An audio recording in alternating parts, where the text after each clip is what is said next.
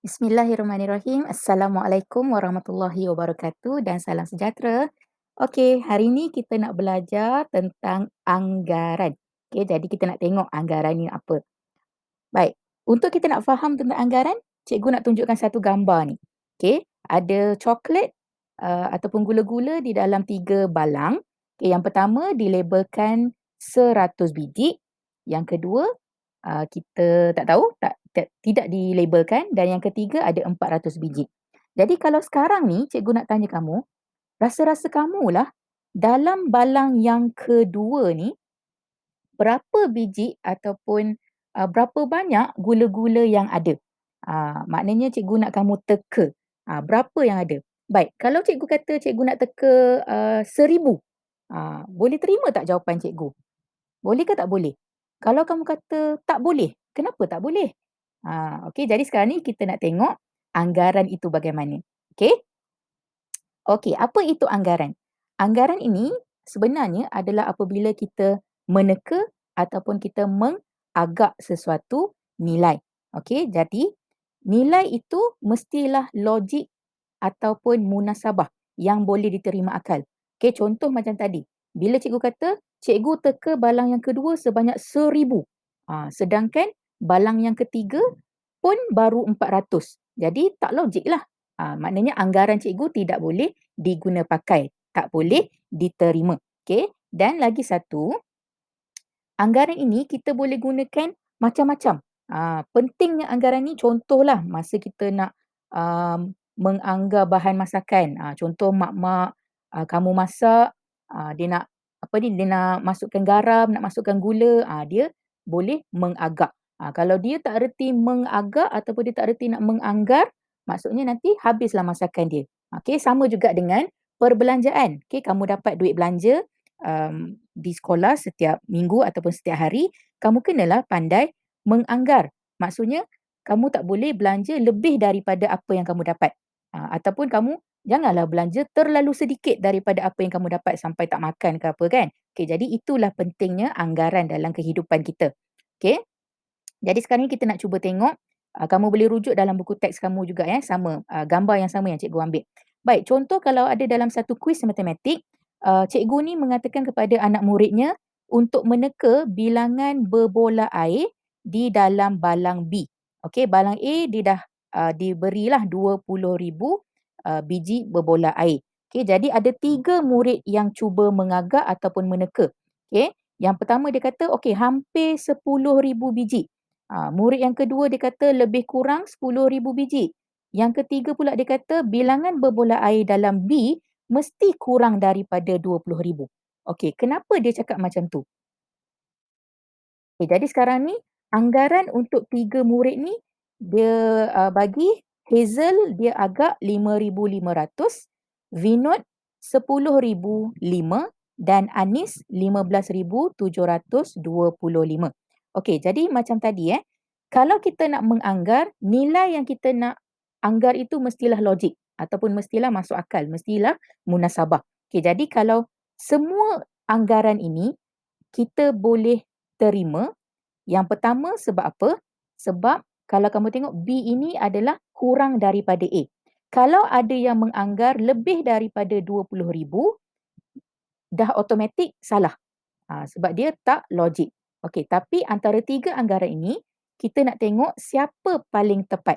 Okey, kalau kamu tengok pada gambar, B ini paras berbola air dia lebih kurang separuh. Okey, lebih kurang separuh daripada paras berbola air dalam balang A. Jadi kalau separuh daripada 20,000, kita ada 10,000. Jadi untuk soalan ini, anggaran murid yang paling tepat adalah Vinod. Okey. Tapi kalau kamu kata Anis pun, kalau kita tengok kat sini pun boleh juga 15,000. Cuma Hazel tu walaupun dia kurang daripada 20,000 tapi dia terlalu kurang. Kalau 5,500 tu mungkin bawah lagi daripada yang ditunjukkan dalam balang B. Okey. Lepas ni kita nak tengok lagi beberapa contoh untuk kita nak belajar macam mana kita nak buat anggaran dengan tepat. Okey, contoh dia kata dekat sini isi padu air di dalam kolam R dan T, okey, R dan T kurang daripada isi padu air dalam kolam S. Okey, betul lah. Tengok kolam pun, tinggi kolam pun kita dah tahu kan. Tinggi kolam S hampir 4 kali tinggi kolam R. Tinggi kolam T lebih kurang 2 kali tinggi kolam R. Okey, jadi dengan maklumat ini, macam mana kita nak cari anggaran yang paling tepat? Okey, yang pertama kalau kamu tengok dekat sini, dia kata tinggi kolam S hampir 4 kali tinggi kolam R. Jadi dekat sini dia dah tunjuk dah. S ini lebih kurang 4 kali daripada R. R ada 4,000 liter. Jadi bila dia kata S adalah 4 kali, maksudnya kita cuma boleh darabkan terus dengan 4,000 liter untuk dapatkan 16,000 liter. Okey, sebab dah diberi dah. Ha, maklumat dia kata 4 kali tinggi kolam R. Okey, untuk dapatkan 16,000 liter. Okey, macam mana pula dengan tinggi kolam T? Maklumat yang dia bagi pada penyataan di atas, tinggi kolam T lebih kurang 2 kali tinggi kolam R. Jadi sama juga, R tadi dia dah bagi 4,000 liter. Bila dia kata 2 kali tinggi, maksudnya kita cuma mendarabkan 2 dengan 4,000 liter untuk dapatkan 8,000 liter.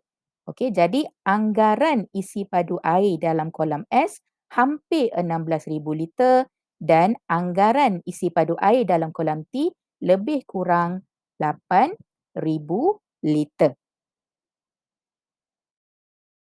Okey, macam mana pula dengan soalan ni? Kita nak anggarkan isi padu air dalam botol C.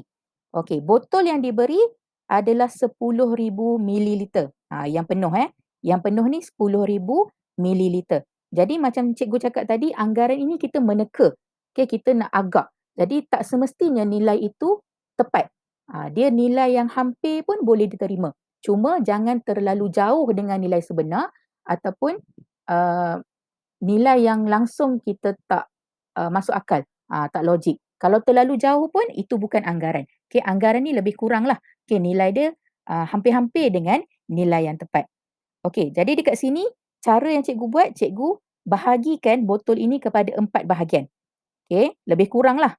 Lebih kurang kita bahagikan kepada 4 bahagian. Setiap satu bahagian tu lebih kurang tinggi yang sama dan dari situ cikgu boleh dapat satu bahagian adalah 2,500 mililiter bila cikgu bahagikan dengan 4. Okey, dan kita tengok pula pada botol C. Okey, pada botol C pun kita pecahkan kepada 4 bahagian juga, sama macam botol yang pertama. Okey, bila kita dah dapat kepada 4 bahagian, kalau kamu tengok C ini dia berakhir pada bahagian yang ketiga. Okey, ini yang pertama, ini yang kedua, ini yang ketiga. Paras air dalam botol tu berakhir dekat paras yang ketiga. Jadi dekat situ kita boleh ambil 2,500 ml, kita darabkan dengan 3. Ataupun kita gunakan cara tambah.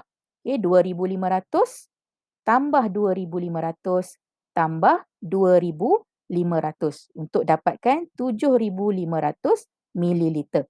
Nilai ini mungkin tak berapa tepat tapi anggaran ini hampir dengan nilai isi padu yang sebenar.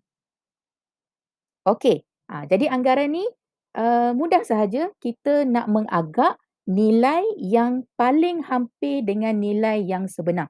Jadi tak semestinya nilai itu tepat, cuma jangan terlalu jauh dengan nilai yang sebenar. Okey, jadi cikgu harap kamu boleh faham tajuk anggaran hari ini dan yang insya-Allah kita akan jumpa lagi dalam pembelajaran yang seterusnya.